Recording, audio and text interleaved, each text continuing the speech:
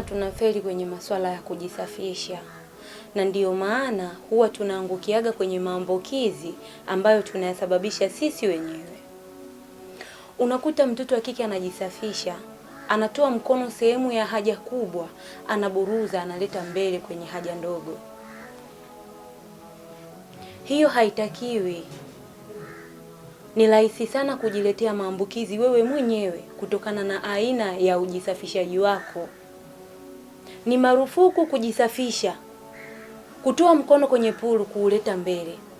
Hicho kitu ni kibaya na kinaleta madhara, kwa sababu bakteria ambao wapo sehemu yako ya nyuma ni rahisi sana kuwaleta sehemu yako ya mbele, na sehemu ya mbele ni rahisi kupokea sana maambukizi kwa sababu iko wazi na iko tayari muda wote kupokea kitu chochote.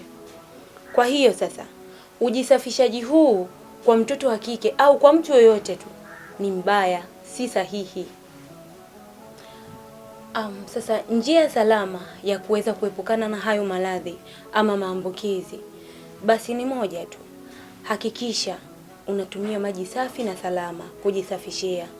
Na ni nzuri sana uanze kujisafisha sehemu yako ya mbele, kisha ndio ufate sehemu yako ya nyuma. Hakikisha hautumii kemikali yoyote ile kujisafishia sehemu zako hizo, isipokuwa ni zile sabuni ambazo hazina manukato makali ambayo yana chemical.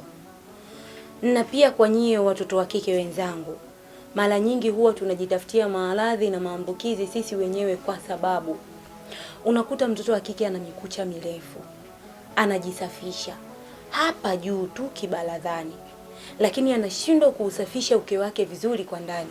Ingalikuwa ndani ndo kuna beba uchafu mwingi kuliko hapa juu, lakini anazingatia juu kuliko ndani. Na hiyo yote ni kwa sababu ya makucha ambayo tunabandika. Jamani, tusiwakele hawa wanaume. Hebu tuweni makini na afya zetu. Hakikisha mikono yako inakuwa misafi, inakuwa na kucha ndogo za wastani pale ambapo unajisafisha. Nadhani itakuwa beta zaidi. Hicho ndio kitakusaidia wewe kuepukana na maradhi na maambukizi ambayo utajitafutia wewe mwenyewe. Mimi yangu ni hayo tu. Asanteni na ninawapenda sana.